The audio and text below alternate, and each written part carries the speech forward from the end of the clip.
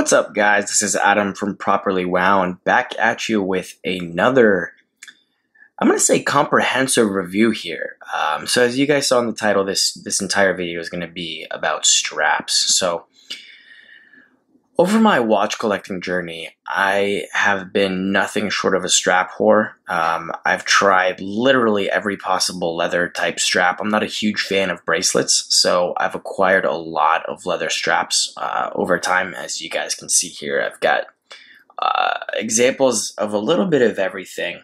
So we're going to get right into it. I figure for the sake of this video, since I have so many different straps that we're reviewing, I would give them a letter grade, just like in school: A+, A minus, B+, B minus, and so on. So I'm going to start off really quickly and talk about some boutique straps that I picked up, which would be these two. So when I say boutique straps, I mean straps that aren't really known in the collecting world as much. And I'm not talking about like special bespoke makers per se that are well known on the forums, but this is a small shop that I found on Etsy, which is absolutely fantastic, and they have a great value here.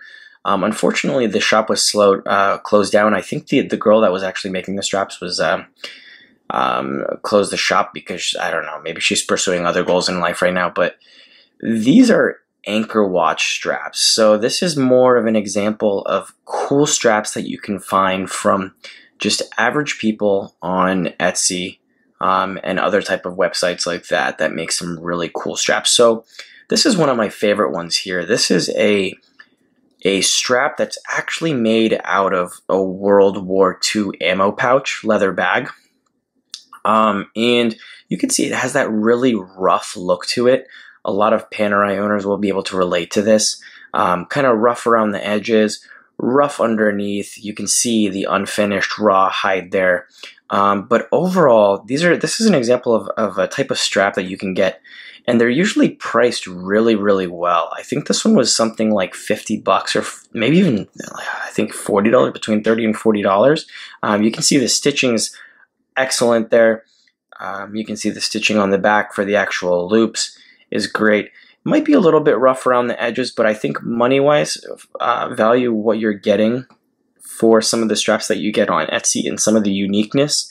Like I said, this is a World War II pouch, ammo pouch leather strap.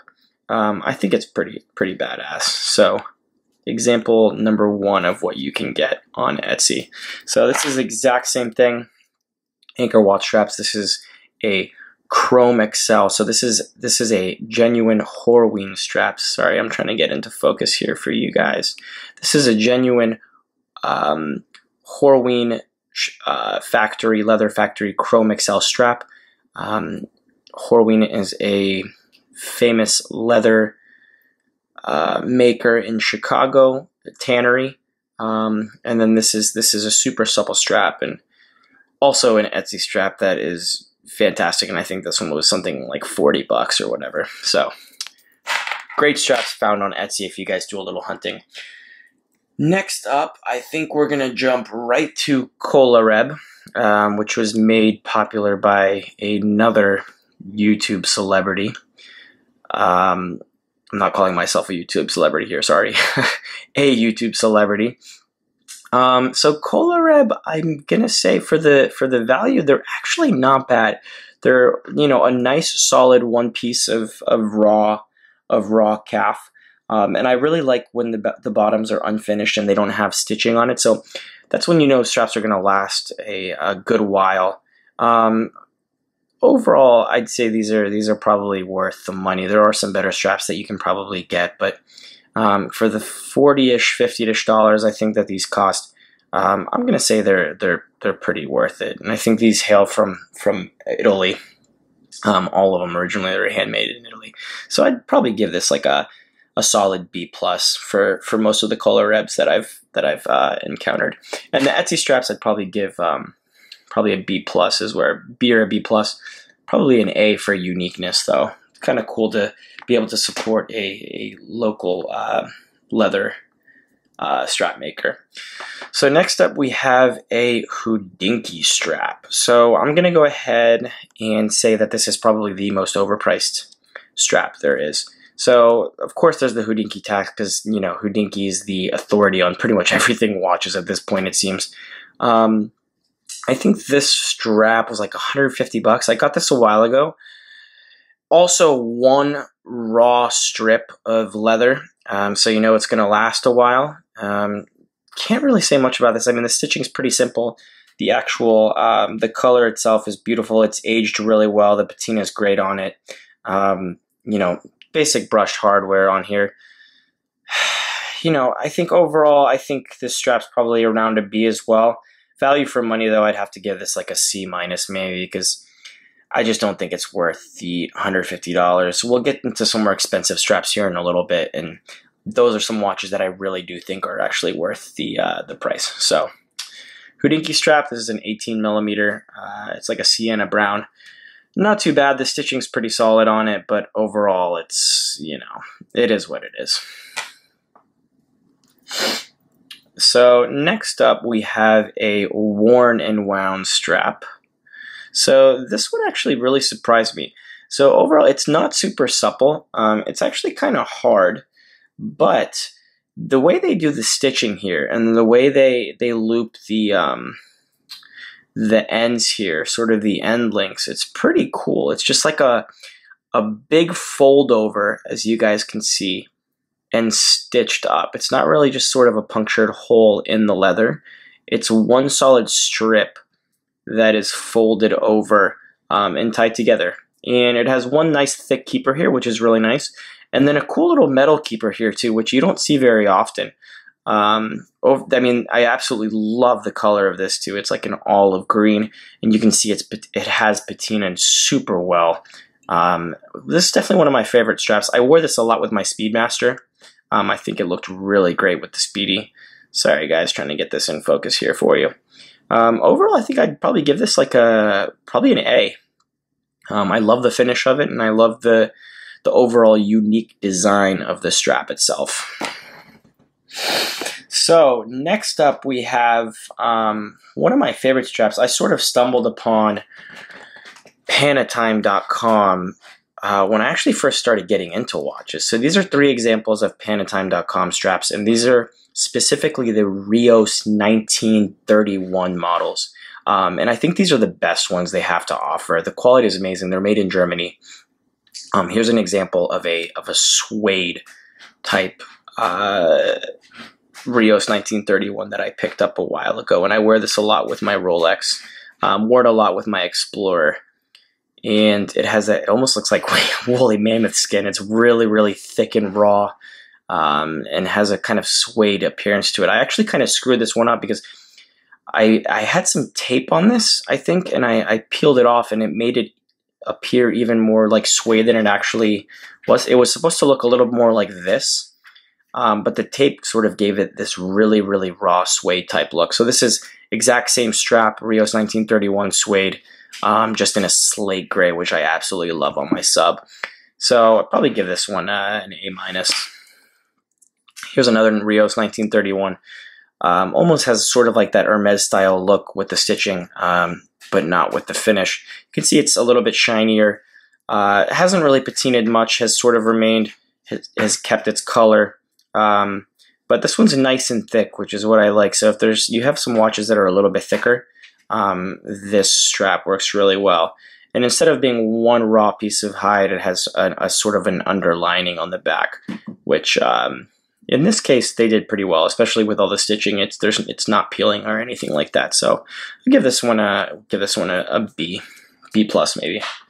Another example, sort of a classic vintage style Rios 1931 from Panatime. As you can see, it just has, this one has two thick layers of, not really thick, actually pretty thin layers of raw calf skin that are just glued together, I would assume, or some type of adhesive that brings these together, and basically made into one. As you can see, there's a bunch of raw hide underneath here too, which I usually tend to prefer. I think these straps last a little bit longer, and they mold really well and really quickly to your wrist. So I really love this strap. I would say money wise, value wise, I think these Rio straps are some of the best. I think this one was around $40, and the other two were right around $40 as well. So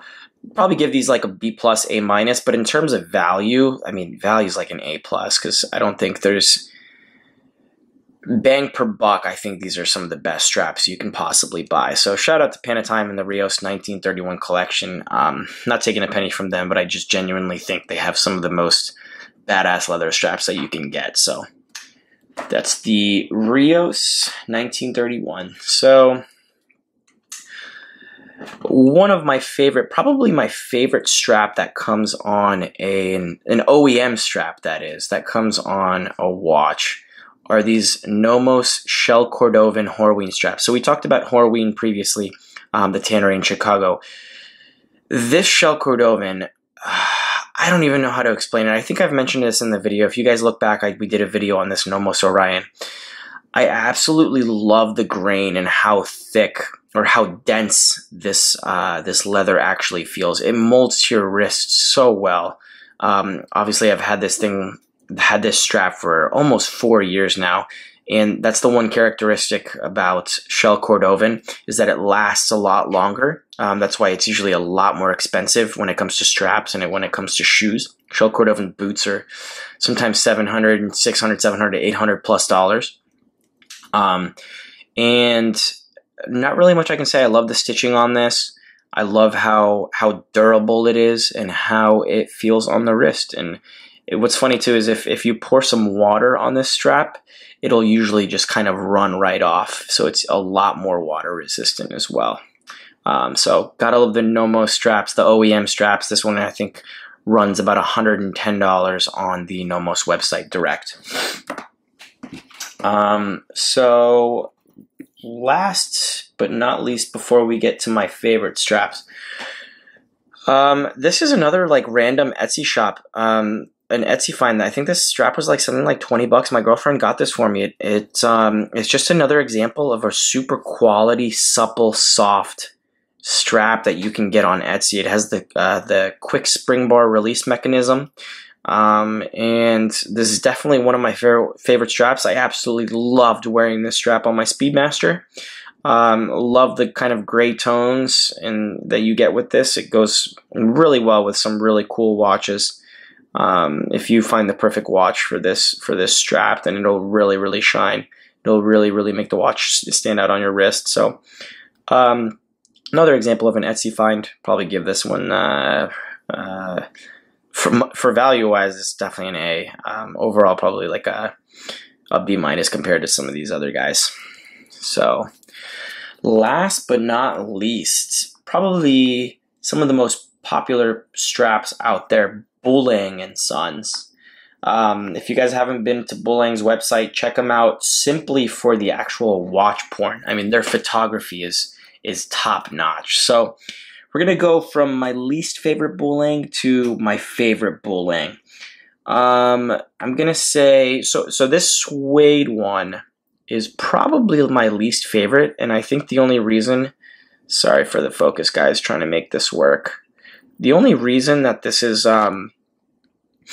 sort of last place Bulang wise is because of the fact that it's not one raw piece of skin. Obviously, they needed to create some type of leather underside for this since it was suede. You can see it's nicely stamped there as well, kind of like the Rios ones. But the actual quality of the suede here and the way it looks on the watches are phenomenal. And it has a nice little standard brushed end, very similar to the Dinky Strap. So I'll give this one a B. So next up we have another Bulang. This is sort of a vintage style strap. This is one thick raw piece of hide. Reasons I love the Bulang so much is they're so supple out the box. This one in particular, it almost doesn't even feel like real leather. It's so supple. I don't know what type of grain they use, but I mean, you can see how supple it is just by me moving it around here. Really, really love this strap. As you can see, it's also stamped there. Pretty standard one piece of hide, or two pieces, I don't know, folded over with a standard end over there. Just can't really get that, but I'll give that one a B+, A-. And then we get to, I think, the coolest and best straps of all. These are the blade cut Bulang Sons. So this is very similar, exact same leather, super supple, but the stitching is a little bit different. It's all the way through in black stitching, and this is actually hand cut with a blade to create this kind of beveled edge. So every single one of these watches is technically one of a kind because they're all custom made with a blade. And I just think it adds a super, super cool touch to your vintage watch or your whatever watch you want to wear it on, and almost gives the strap a life of its own, really. So same thing here. This is a brown blade cut, and I don't know what it is, but for some reason the leather here is a lot thicker on this one compared to the black one, and it's not as supple and pliable. But I'll tell you what, it literally took me like maybe a day for this thing to mold on the wrist. So that's one of the really great things about these Bulang Sons straps and sort of the one-piece rawhide straps is that they mold to the wrist immediately. And as you can tell, they're super durable too as well. They're super thick, one solid piece of skin here. So I expect this to last a long time. Maybe not as long as the Shell Cordovan, but this is probably, my girlfriend got me this one as well, and I think this is probably my favorite leather strap that I've ever owned, closely followed by the Nomos Shell Cordovan. So these guys, and I think I have to give it to the Rios 1931, just because they pack so much bang per buck, so much product for the money. So Bulang Nomos strap, and you can buy these, you can buy it as a Nomos strap, or you can put it on any watch you want, and the Rios 1931. So that's all I've got with leather straps, guys. We will probably do another review when it comes to some NATO straps and possibly some rubber strap reviews, but I figured I would keep it just to leather right now. As you guys can see, I got some NATOs and whatnot here, but just wanted to keep it to all my leathers here. Throw in, this is also an Etsy leather NATO. Same thing, kind of unfinished on the back, and then here's a crown and buckle one. Quality-wise isn't that great on this one, but it's super supple, so it's just really, really comfortable to wear. This is one from probably 5 years ago. So anyways, guys, hopefully I'll see you in the next review or live stream, and make sure you follow us on the Facebook page, Properly Wound. Like us on Instagram. We are always posting pictures and stories. And see you guys later.